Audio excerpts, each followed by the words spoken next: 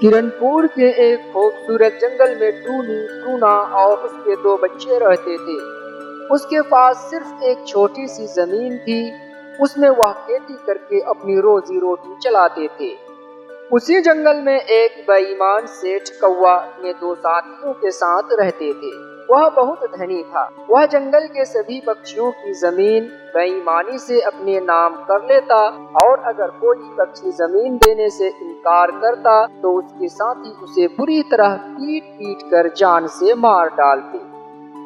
एक दिन की बात है, टूनी और टूना अपनी जमीन पर काम कर रहे होते हैं। तभी वह बेईमान कौवा अपने साथियों के साथ आ जाता है और टूना से बोलता है, टूना, ये जमीन तुम मेरे नाम कर दो, इसके बदले मैं तुम्हारा सब लोन माफ कर दूंगा। यह सुनकर टूना आश्चर्य में पड़ जाता है और बोलता है, क्या बोल रहे हैं सेठ जी, मैं आपसे कब लोन लिया था? तुम क्या बोल रहे हो? तुमने मुझसे लोन नहीं लिया। ये देखो, इस कागज पर तुम्हारा सिग्नेचर, यह लोन का पेपर है और इसमें लिखा है टूना ने सेठ कौवा से 5 लाख का लोन लिया है और अब ब्याज मिलाकर 7 लाख रुपए हो गए। यह देखो तुम्हारा सिग्नेचर। आप मेरे साथ ऐसा मत कीजिए सेठ जी, आप जानते हैं मैं बहुत गरीब हूँ। मेरे पास इस जमीन के अलावा कुछ नहीं है। मेरे 2 बच्चे हैं। आप ये जमीन ले लीजिएगा तो मैं अपनी रोजी रोटी कैसे चलाऊंगा? मैं तो बर्बाद हो जाऊंगा। मुझ पर दया कीजिए सेठ जी। देखो टूना, मैं अभी तुमको सीधा सीधा समझा रहा हूँ, तुम ये जमीन छोड़ दो, नहीं तो मेरे साथी तुम्हें ऊपर भेजने में जरा सा भी देर नहीं करेगा। इस तरह की बात सुनकर टूना मजबूर होकर अपनी जमीन सेठ कौवा के नाम कर देता है। उसके बाद कौवा अपने साथियों के साथ वहाँ से चला जाता है। तब टूना टूनी से बोलता है, टूनी, हम बर्बाद हो गए, हमारा सब कुछ लुट गया। हमारा सहारा सिर्फ ये जमीन थी, वह भी हमारे हाथ से निकल गई। अब क्या होगा? हाँ टूना जी, अब हम हमारे बच्चों को क्या खिलाएंगे? वह तो भूख से मर जाएंगे। चलो अब घर चलते हैं। नहीं, तुम जाओ, मैं थोड़ा यहाँ काम खत्म करके आता हूँ। यह सुनकर टूनी अपना घर चल देती है। उसके बाद टूना खेत में काम शुरू कर देता है। तभी अचानक तेज बारिश शुरू हो जाती है और साथ ही साथ बिजली कड़कने लगती है।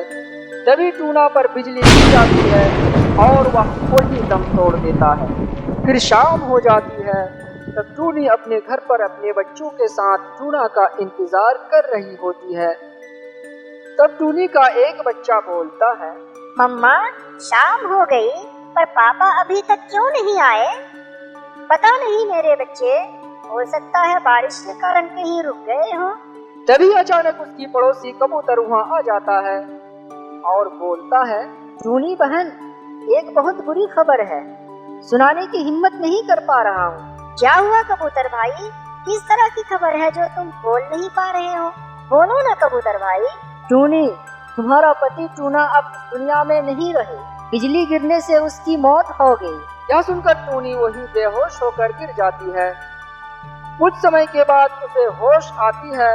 तब वह बोलती है, मेरे पति अब इस दुनिया में नहीं रहे, अब हमारा क्या होगा? हमारा देखभाल कौन करेगा? हम कैसे जी पाएंगे? बोलो ना कबूतर भाई, वह हमारा सिर्फ एक सहारा था, अब वे भी हमें छोड़कर चले गए। अब हमारे बच्चों को कौन देखेगा? इसे कौन खिलाएगा?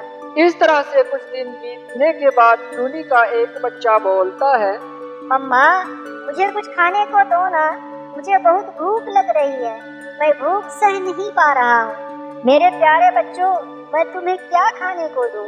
घर में तो एक भी दाना नहीं है जो तुम्हें खाने को दूँ। अच्छा रुको, मैं बाहर जाकर कुछ खाने का इंतजाम करती हूँ। यह कहकर टूनी भोजन ढूंढने घर से बाहर चली जाती है। उसके बाद वह कबूतर के घर जाकर उससे बोलती है, कबूतर भाई, मुझे कुछ खाना दीजिए, मेरे बच्चे कई दिनों से भूखे हैं, वह भूख से रो रहा है। टूनी, मेरे घर में जितना खाना है उससे सिर्फ मेरा और मेरे बच्चों का पेट भर सकता है, इसलिए मैं तुम्हें कुछ नहीं दे सकती, तुम और कहीं जाओ।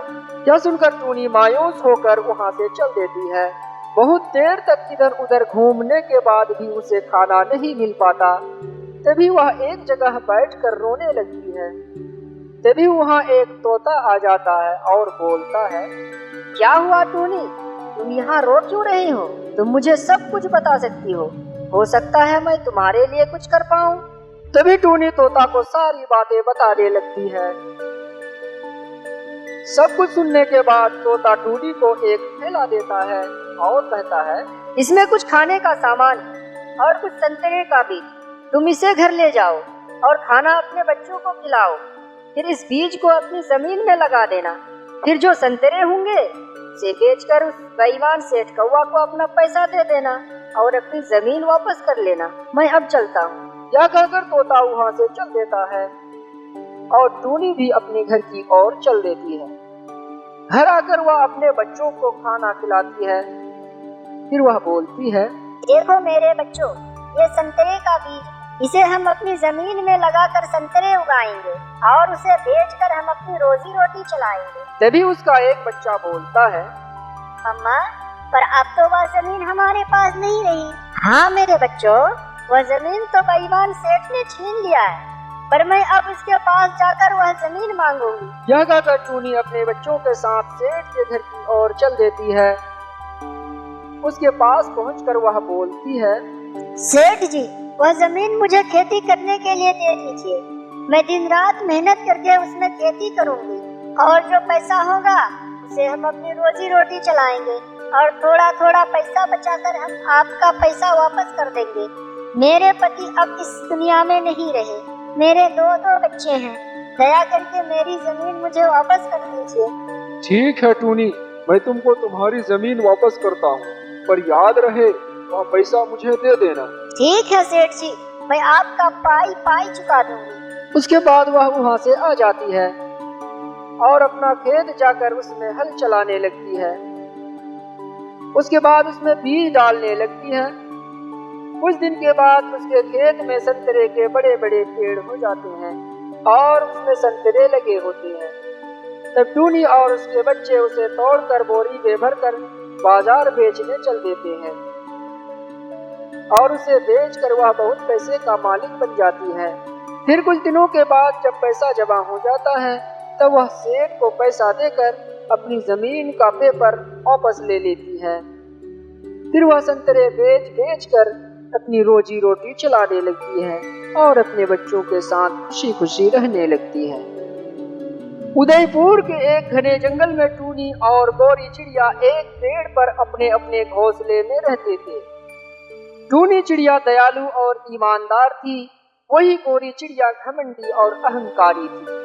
वह अपनी खूबसूरती पर हमेशा अकड़ती रहती और दूसरे पक्षियों से बात तक करना पसंद नहीं करती। एक दिन की बात है, टूनी चिड़िया गौरी चिड़िया से कहती है, गौरी बहन, चलो हम दोनों आज बाहर चलते हैं। बाहर जाकर हम भोजन भी ले आएंगे और बहुत दिनों से हम जंगल में घूमे भी नहीं, इसलिए मैं कहती हूँ आज जंगल में मजे से घूमेंगे। क्या बोलती हो? तुम बाहर जाना चाहती हो तो जाओ। और हाँ, तुमने ये कैसे सोच ली कि तुम्हारे साथ में चलूंगी? तुम अपना शक्ल देखी हो, कितना बदसूरत हो, ना नाक सही, ना होंठ का पता, ना आँखों में चमक, और मुझे देखो मैं कितनी खूबसूरत लग रही हूँ। अगर मैं तुम्हारे साथ चलूं तो जंगल के सभी पक्षियाँ मुझ पर हंसेंगे और कहेंगे कि तुम्हारी सहेली कैसी है और तुम क्या हो। इसलिए मैं कहती हूँ कि तुम दोबारा इस तरह की बात कभी नहीं करना। बड़ी आई जंगल के सैर करने वाली, अब जाओ यहाँ से। यह सुनकर वह उदास होकर वहाँ से चली जाती है। इसी तरह से गौरी जंगल के हर पक्षियों के साथ बात करती। इस तरह से कई दिन बीत जाते हैं। फिर एक दिन जंगल के कुछ पक्षी जैसे कबूतर, कौवा, तोता गौरी के पास आते हैं और कबूतर बोलता है, अरे गौरी बहन, तुम हमेशा इस तरह से सज-धज कर घूम रही हो। बरसात का मौसम आने वाला है, तुम तुम्हारे घोंसले को ठीक नहीं करोगी। हम सभी जंगल जा रहे हैं, वहाँ से लकड़ियाँ लाएंगे। लकड़ियाँ लाकर हम अपने घोंसले को ठीक करेंगे। तुम भी हमारे साथ क्यों नहीं चलती? सुनो कबूतर भाई, तुमको मेरे लिए इतना सोचने की जरूरत नहीं, समझ गया? मैं खुद समझदार हूँ और हाँ, मुझे क्या करना है मैं अच्छी तरह से जानती हूँ। और तुम जैसे पक्षियों के साथ मैं कैसे जा सकती हूँ? सुनो गौरी बहन, आजकल तुम अपनी खूबसूरती पर कुछ ज्यादा ही इतराती हो। इतना इतराना ठीक नहीं है। एक दिन तुमको इसकी सजा भुगतनी पड़ेगी, याद रखना। चलो सभी यहाँ से चलते हैं। आज के बाद इस घमंडी गौरी के पास हम नहीं आएंगे। उसके बाद सभी पक्षी वहाँ से चल देते हैं। तब गौरी वहाँ मन ही मन बोलती है, मैं इस खूबसूरत और तुच्छ पक्षियों के साथ जंगल लकड़ियाँ लाने जाऊँ? मेरी खूबसूरती की कोई कीमत नहीं जो मुझे बुलाने आ गया, बेवकूफ सब। इस तरह से कुछ दिन बीत जाते हैं और बरसात का मौसम आ जाता है और बारिश शुरू हो जाती है। तभी एक तोता गौरी के घोंसले के पास आता है और बोलता है, अरे कोई है जो मुझे थोड़ा आसरा दे? मैं बारिश में पूरी तरह भीग गया हूँ। मुझे बहुत ठंड लग रही है। मैं उड़ भी नहीं पा रहा हूँ। मेरी मदद करो। उसके बाद गौरी गुस्से से वहाँ आ जाती है और बोलती है, तुम्हारा समस्या क्या है? तुम इतना चीख क्यों रहे हो? तुमने तो मेरी नींद खराब कर दिया। बारिश में मैं मजे से सो रही थी। तुम यहाँ से जाओ, मैं तुम्हें आसरा नहीं दे सकती। बहन, मुझ पर दया करो। बारिश रुकने के बाद मैं यहाँ से चला जाऊंगा। देखो, मेरे कान के पास चिल्लाओ नहीं। तुम्हारे जैसा एक बदसूरत को मैं आसरा नहीं दे सकती। तुम्हारा शरीर तो पूरी तरह से भीग चुका है। इतना बदबू आ रहा है। जल्दी निकलो यहाँ से, नहीं तो उल्टी आ जाएगी। इस तरह से उनकी बातचीत की आवाज टूनी के कान तक पहुँचती है। तब वह देखती है कि एक तोता बारिश में भीग रहा है और गौरी से कुछ कह रहा है। तब वह बोलती है, अरे तोता भाई, तुम मेरे घोंसले में आ जाओ। गौरी तुम्हें कभी भी अपने घोंसले में आसरा नहीं देगी। आजकल वह अपनी खूबसूरती पर बहुत इतराती है। उसे कुछ भी दिखाई नहीं देता। वह क्या जाने कि दुख क्या होता है। तुम आ जाओ। उसके बाद तोता टूनी के घोंसले में आसरा लेने के लिए चल देता है और इधर गौरी मन ही मन बोलती है, आजकल ये टूनी कुछ ज्यादा ही बोलना सीख गई है। इसे किसी भी तरह यहाँ से निकालना ही पड़ेगा। हमेशा मेरे पीछे ही पड़ी रहती है, पर इसे कैसे यहाँ से भगाऊं? हाँ, अगर मैं एक काम करूँ तो मैं इससे हमेशा के लिए छुटकारा पा सकती हूँ। चलो कल देखते हैं। अगले दिन गौरी टूनी के पास आती है और मीठी आवाज में कहती है, टूनी बहन, हम दोनों तो पड़ोसी हैं, तो फिर इस तरह से लड़ाई झगड़ा करके क्या फायदा? कोई अपनी पड़ोसी से झगड़ता है क्या? आज से हम दोनों सहेली हैं। हम दोनों एक साथ ही रहेंगे और एक साथ घूमेंगे, भोजन लाएंगे। इस तरह की बात सुनकर टूनी हैरान हो जाती है और बोलती है, गौरी बहन, सच में तुम ऐसे बोल रही हो? मुझे तो विश्वास ही नहीं हो रहा है। अरे टूनी बहन, तुम ये सब छोड़ो। सुना है कि पास ही के जंगल में एक बहुत बड़ा आम का पेड़ है। चलो ना, हम दोनों वहाँ चलकर जी भर के बातें करेंगे और पेट भर आम खाएंगे। ठीक है, जब तुम इतना बोल रही हो तो चलती हूँ। टूनी उसकी बात सुनकर उस पर बिना सोचे समझे विश्वास कर लेती है और उसके साथ जाने के लिए तैयार हो जाती है और जंगल की तरफ चलने लगती है। तभी गौरी मन ही मन बोलती है, अरे बेवकूफ चिड़िया, आज का दिन तुम्हारे लिए आखिरी दिन होगा। तुम्हें पता नहीं कि वह आम का पेड़ एक खतरनाक खूंखार चील का है। एक बार तुम उस पेड़ पर तो चलो, फिर पता लग जाएगा।